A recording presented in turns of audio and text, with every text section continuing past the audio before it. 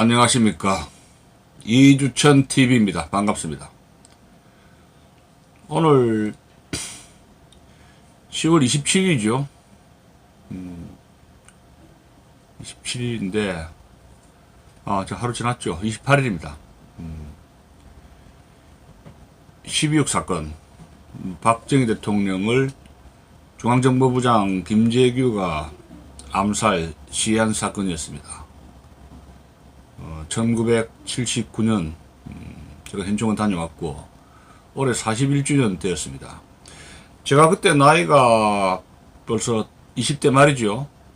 대학을 졸업하고 이제 막 취업을 하면서 제가 앞으로 장래에 뭐가 될 것인가 굉장히 고민하던 때였고, 그 당시에 79년도는 사회 분위기가 굉장히 어수선했습니다. 그런 데는 지금 말씀드리겠습니다만은, 그러다가 이제 12.6 사건이 터졌는데, 저는 국민학교 때, 국민학교, 중학교, 고등학교, 대학교, 유신시대 때 대학을 다녔으니까요.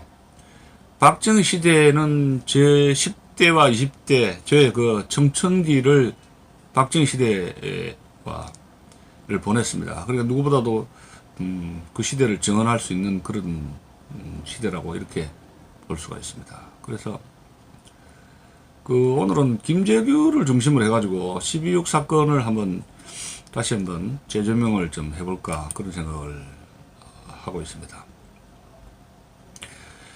79년도에 굉장히 분위기가 좀 안 좋은 사건이 많이 났었지 않습니까? 72년에 유신체제가 이제 유신헌법이 발동되었고, 그랬는데 70년대 그 당시 상당히 분위기가 굉장히 좀 상당히 어두웠습니다. 근데 그 해 79년대 사건이 굉장히 많이 터졌어요. 우선 YH 여공 사건이라고, 이제 경기가 안 좋아가지고 여공이 거기서 이제 큰 무역회사였죠. 부도가 나는 바람에 이제 해고를 하려 그러니까 투신해가지고 여공이 이제 일하던 여자 노동자가 농성 중에 투신해가지고 사망한 사건이 있어 큰 무리를 빚었죠. 그게 이제 8월 11일 일이었죠. 8월 11일. 그리고 이제 또 그해 김영삼 씨 시민당 총재였습니까? 국회에서 이제 제명 조치가 되고 당권을 상실하고 이런 사태에서 10월 16일부터 20일 사이에 소위 유명한 부마 사태가 터졌지 않습니까? 부산 마산에서 대규모 이제 학생 시위가 있었고, 거기에 시민들이 가담하면서 부산에 계엄령 발동했고, 경남 지구의 이제 일부 지역에 위수령이 발동했고, 그것을 진압하기 위해서 공수부대가 투입되었지 않습니까? 그게 막 삼공수인가? 그때 차인철 경호실장이 이제 공수부대 투입을 진언했다고 그런 말도 들렸지 않습니까? 그리고 그해 봄에 경제적으로 굉장히 안 좋았어요. 중화공업에 투자를 했는데 그것이 이제 자금 회전도 어렵고 또 중복 투자도 안 받아 해서 금융위기가 가중이 되고 물가 인상, 인플레이션으로 해가지고 79년도 봄부터 경기가 굉장히 안 좋았습니다. 실업률도 높아졌고 그런 때였죠. 이제 그렇게 되는 것은 이제 그동안 박정희 대통령이 5.16 군사혁명 이후에 18년 동안에 사실 장기 집권을 했지 않습니까? 헌법도 여러 번 고치면서 삼성개헌에다가 이제 유신헌법을 해가지고 두 번을 헌법을 이제 고쳤는데, 유신헌법, 유신체제 등장 이후에 지식인들이 좀 외면을 해버립니다. 그리고 이제 비서실장하고 이제 외무장을 했던 이동원 씨죠.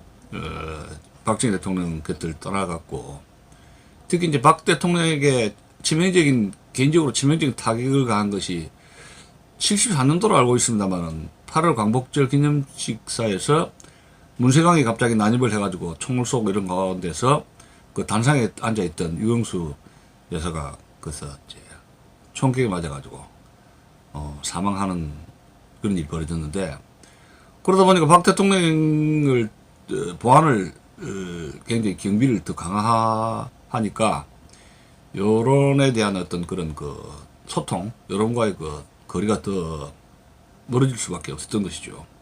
이제 그러다 보니 자연히 이제 일부 이제 참모진들하고 이제 궁정동에서 술자석이 이제 빈번하게 되고, 이 궁정동이 안가 아닙니까? 거기 거기서 돌아가시지 않습니까? 예? 12.6 사태가 궁정동에서 안가에서 사망하셨는데, 이제 군 출신들하고 또 자기 참모들하고 이제 빈번하게 술자석도 자주 했고, 또 외로우니까 또 그렇게 자석을 많이 하게 되겠죠. 그 당시에 70년대 유신체제 이후에 한미관계가 살얼음 판이었습니다. 특히 이제 그 사건, 그 기폭제가 된 것이,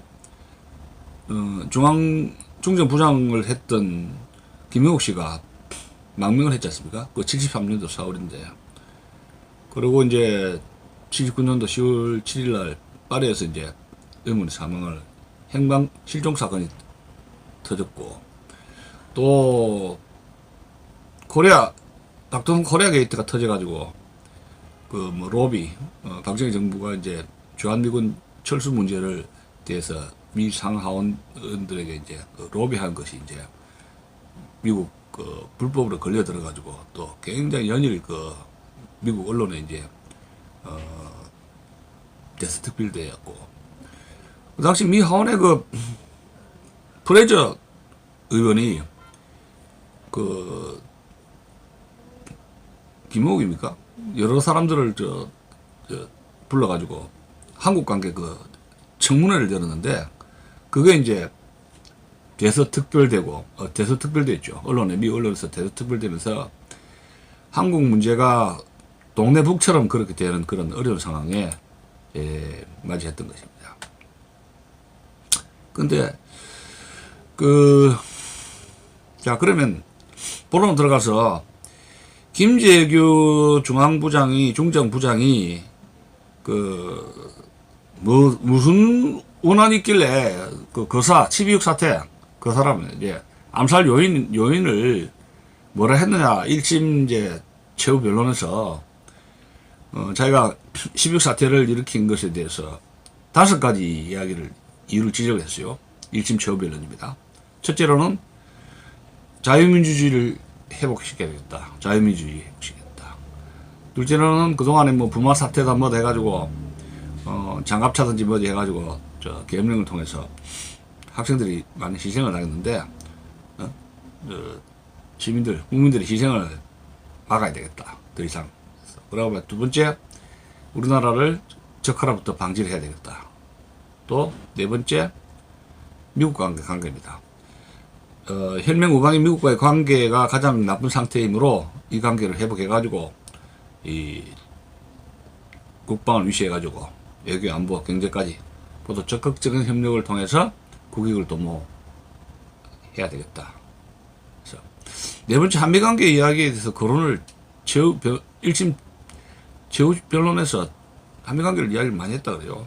그리고 5번째는 국제적으로 우리나라가 독재국가로서 나쁜 이미지를 갖고 있으니까 이것을 씻어서 국제사회에서 명예를 회복해야 되겠다. 그렇다면은 유신체제가 종말을 고해야 된다. 자기가 그래서 혁명이라는 거사를 했다. 이렇게 이제 변론을 했다 그래요. 진술했다 그럽니다. 근데 국민들에게 충격을 준 것은 박정희 대통령과 김재규와의 그 관계입니다. 중앙정부부장을 임명한다는 것은 보통 신임하지 않으면 그 자리를 임명할 수가 없죠. 김재규는 1926년생인데 박정희 대통령이 1917년생입니까? 17년생이면은 벌써 한 8, 9년 차인데 경북 구미 전산에 동양 후배라고 저는 그래 알고 있습니다. 그러다가 이제 안동에 가서 그런데 박정희 대통령과 관계가 해방 이후에 46년도입니다.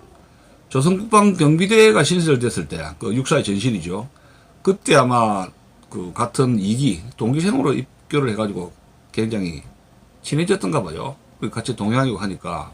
그래서 그 뒤로 이제 최측근이 되었고, 또 5.16 군사혁명 이후에 호남비료 사장을 했고, 육사 사단장 했고, 육군단장, 그 다음에 68년도에는 그 보안사령관을 역임을 했고, 박 대통령이 특별하게 이제 총회를 하게 된 계기는 육사 그 학원 사태 때, 계엄군 출동을 해가지고 그때 이제 학원 진압하는데 이제 공을 세워서 박 대통령이 이제 신임을 얻었다고, 하고 있습니다.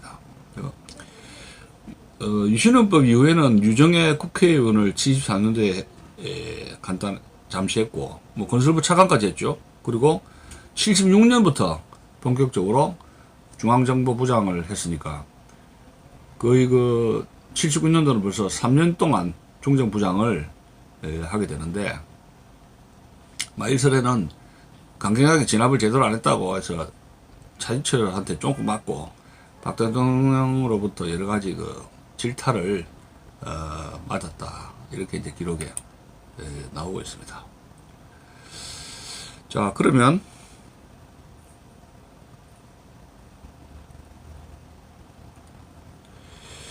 그 법정에서 진술한 5가지 이유에 대해서 좀 이게 좀 불안전하지 않습니까? 그걸로 다가 아닌 것이, 제가 그 책 The Two Korea, 두 개의 한국이라고, 이게 좀 번역이 꽤 잘 돼 있어요. 그래서 돈 오버도퍼와 로버트 칼린이 이제 그 봉저연 The Two Koreas, 두 개의 한국이라고, 이 책에 그 원래는 2002년도 나와서 이제 여러 차례 개정 증판을 했는데, 이 돈 오버도퍼와 로버트 칼린이 쓴 The Two Koreas에 여기 그 한국 현대사에 대해서 외국인의 시각이 이제 자세하게 묻어 나옵니다. 돈 오버도퍼는 그 애틀란타 출신으로 프린스턴 대학을 졸업했는데 6.25 때 포병장교로 참전을 했습니다. 그래서 이제 미군의 노골린 학살 사건에 대해서 대한 그 미 국방부 자문위원 중 한 사람으로 위촉되었고, 25년 동안 워싱턴 포스트지에서 일하면서 한국 통이라고 볼 수 있죠. 한국통 언론으로 막 평생을 바쳐서 한미 관계에 대해서 칼럼도 쓰고 취재도 했던 그런 인물입니다. 또 공저자 중에 한 사람, 공저자인 로버트 칼린, 이 사람은 이제 미 CIA 중앙정보부 분석관으로서 일하고, 또 대북 협상 수석으로서 평양까지 여러 차례 방문했던 이런 그 한반도 통입니다. 하버드 대학에서 석사학위를 마쳤던, 하버드 대학에서 동아시아 관계 석사를 마친 엘리트입니다. 두 사람이 쓴 책인데, 여기에 관계되는 그 제가 저 페이지 188페이지입니다. 제가 쓴 그 분야를 조금, 박 대통령 그 암살 사건, 12.6 사건 그 분야에 대한 것만 조금 이렇게 말씀을 드린다면,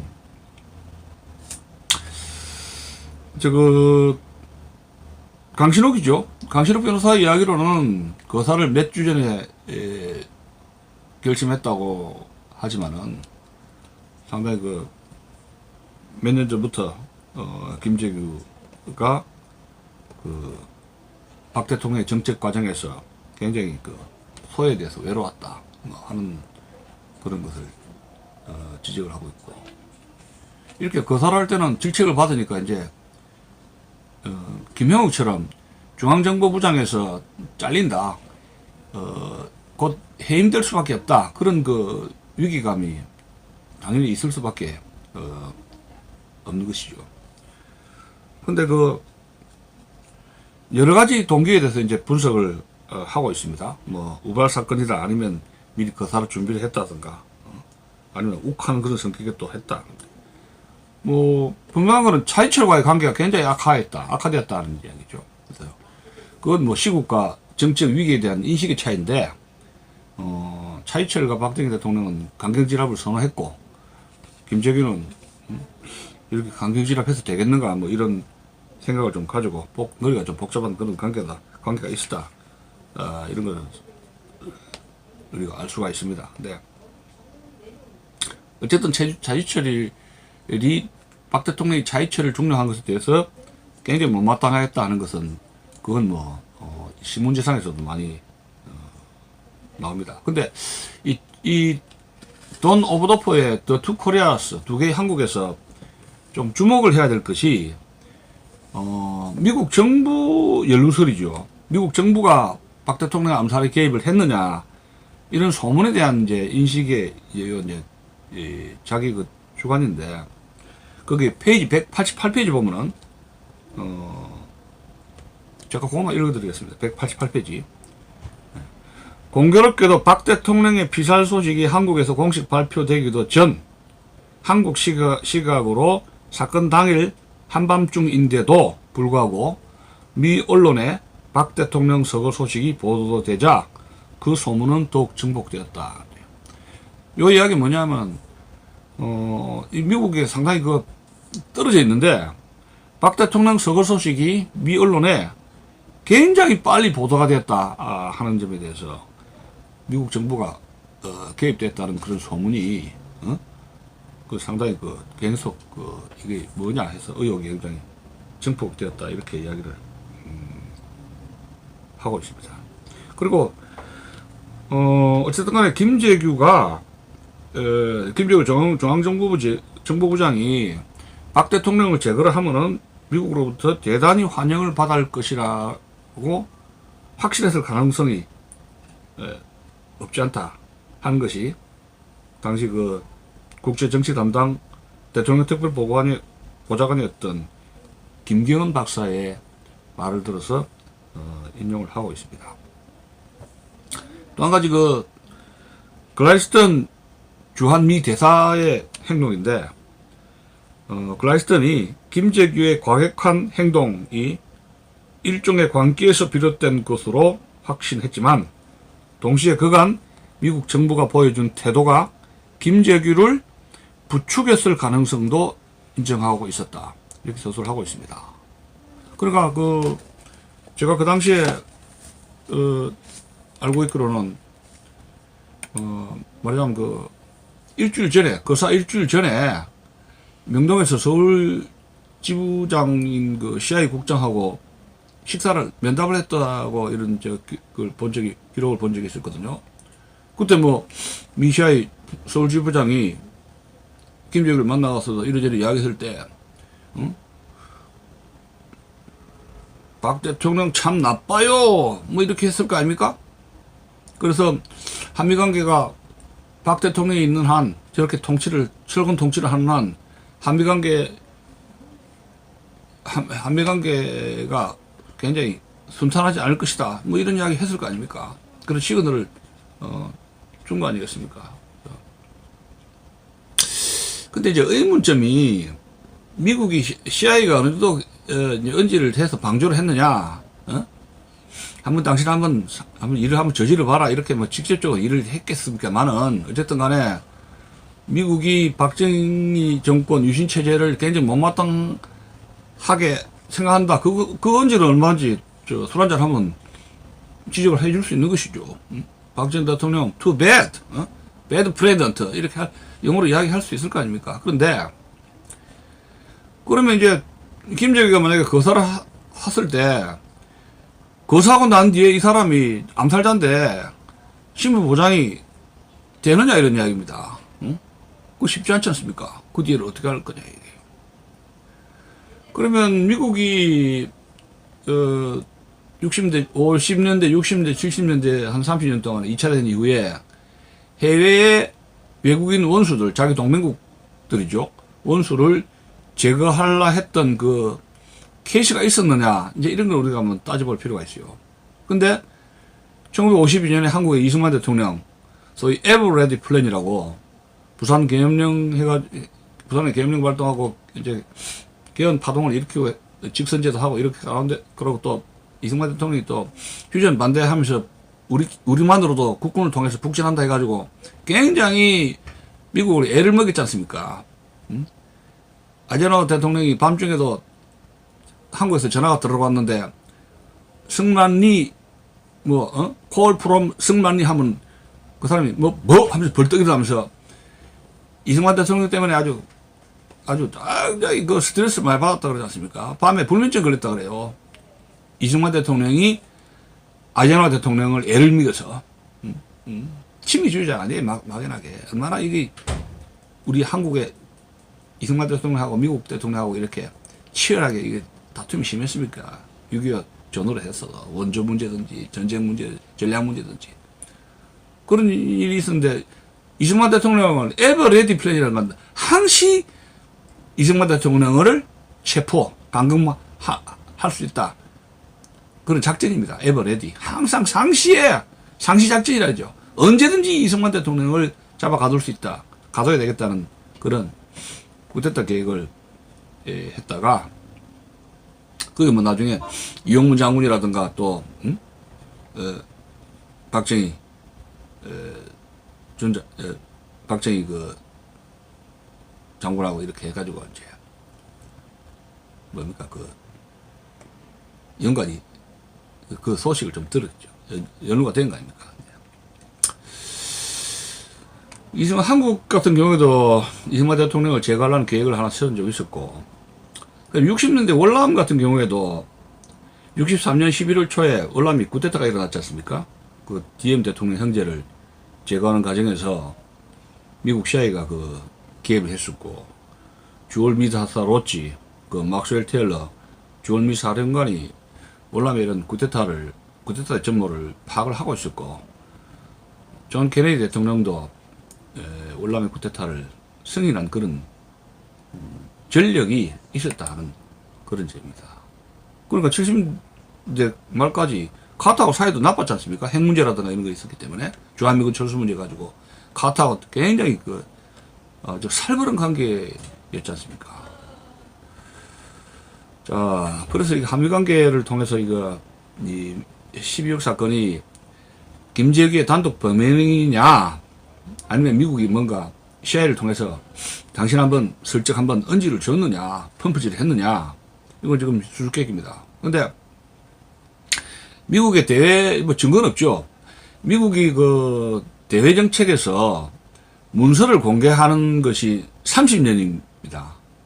FRUS라고 Foreign Relations of the United States라고 미 국무부가 그 발행하는 외국하고 문서라든가 이런 거, 코레스폰던스 있지 않습니까? 이 비밀 문건 이런 거를 다 이제 공개를 하는 것이 30년 지나서 문건을 해제를 하는 게 30년입니다.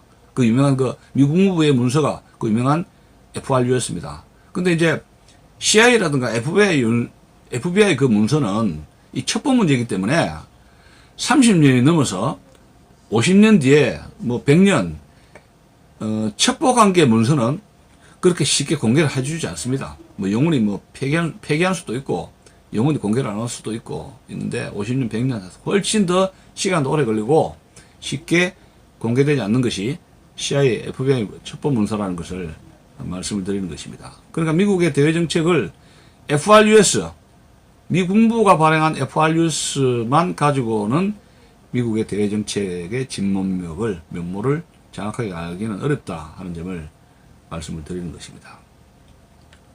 자, 이제 미국의 기자라든가 미 CIA 분석관이 쓴 것이 The Two Koreas고, 그 12억의 이제 숨은 동기가 좀 있는 것 같은데, 우리나라 한국의 기자들 사이드에서 김재규의 그 12억 숨은 동기가 있었는가, 이런 걸 우리가 한번 좀 다시 한번 살펴볼 필요가 있습니다. 근데 여기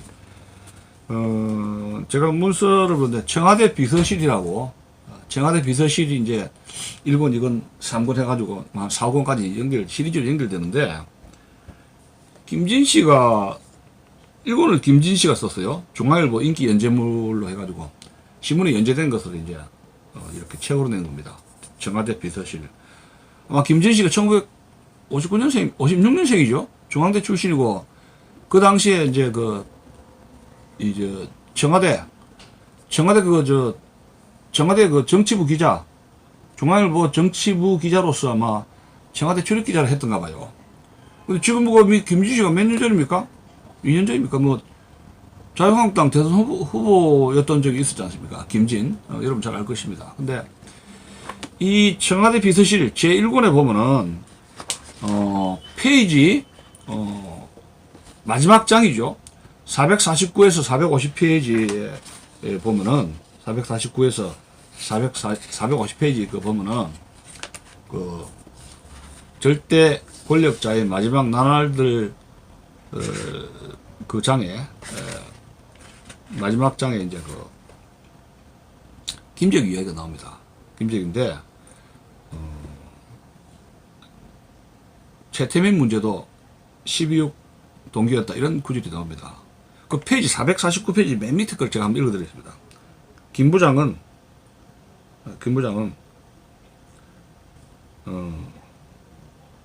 본인이 결행한 12.6 혁명의 동기 가운데 간접적이지만 중요한 것 한 가지는 총재 최태민 명예총재 박근혜 양으로 되어 있는 구국 여성봉사단 문제라고 운을 띄었다. 김 부장은 본인은 최태민의 부정행위를 상세히 조사해 박 대통령에게 보고했지만 박 대통령은 근혜양을 그 단체에서 손떼가기는커녕 오히려 근혜양을 총재로 최태민을 명예총재로 올려놓았다며 중정 보고서는 현재까지 안전국 가로 6국에 보관되어 있다고 주장했다. 이 문제를 보고서를 최태민이 그런 보고서를 냈는데 박근혜 대통령이 이 보고서를 묵살했다. 그래서 이제 기분이 좀 나빴다. 뭐 그런 이야기가 이게 써 있습니다.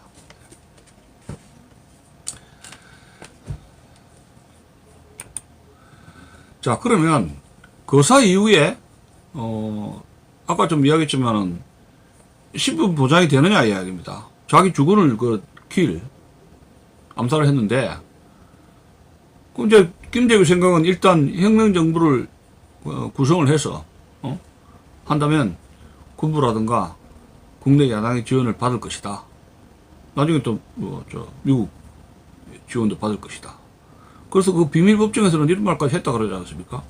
내 배후에는 미국 CIA가 있다. 그래 큰 소리 쳤다 그래요. 공개되지 않은 비밀법정에서. 뭐 군부라는 것도 정상 육군참모총장의 기대를 한 거죠. 도움에 기대를 한 거죠. 왜냐하면 육군참모총장, 정상 육군참모총장은 김재규가 박정희 대통령에게 추천한 인사였지 않습니까? 자기 그 인맥, 군에서 자기가 믿는 최측근이었다고 이렇게 할 수가 있죠.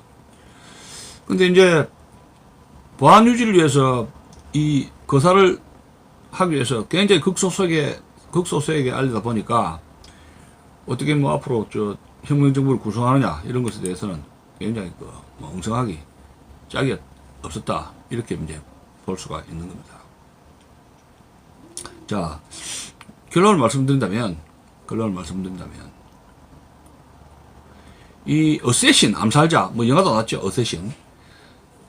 암살자가 성공할 수가 있느냐 이런 이야기입니다. 주군에 대한 배신자라는 낙인이 찍히기 때문에 아무리 그 주군이 문제가 많다 하더라도 뭐 폭군이든지 뭐 독재자든지 아니면 뭐 어떻다 하더라도 주군을 이렇게 암살한 배신자들이 그 민심이 따르느냐 하면 그렇지 않습니다. 민심이 봐야 되죠. 그래서 집권하기 어렵습니다. 집권하기도 불가능하고 그 집권 시간도 짧고, 로마 같은 게 로마 암살을 했던 로마의 시저를 암살했던 카시우스와 브루터스, 결국은 전쟁에 패전해가지고 안토니우스와 옥타비누스한테 몰려가지고 소아시아 가서 패전해서 결국 두 사람 다 자결했지 않습니까? 그 다음에 이제 그 오다 노부나가를 암살했던 혼토시입니까? 거기 절에서 오다 노부나가 자기 주군을 척결한 아겠지 미스이데, 그것도 결국은 도요토미 히데요시한테 패전해가지고 한 10일입니까? 11일 만에 패전해가지고 결국은 도망가다가 어떤 농부한테 목을 따해가지고 비참하게 죽었지 않습니까? 그렇듯이 특히 고구려 같은 경우에는 왕을 죽인 영계서문 독재를 했죠. 그러다 결국 나라를 망쳤지 않습니까? 그래서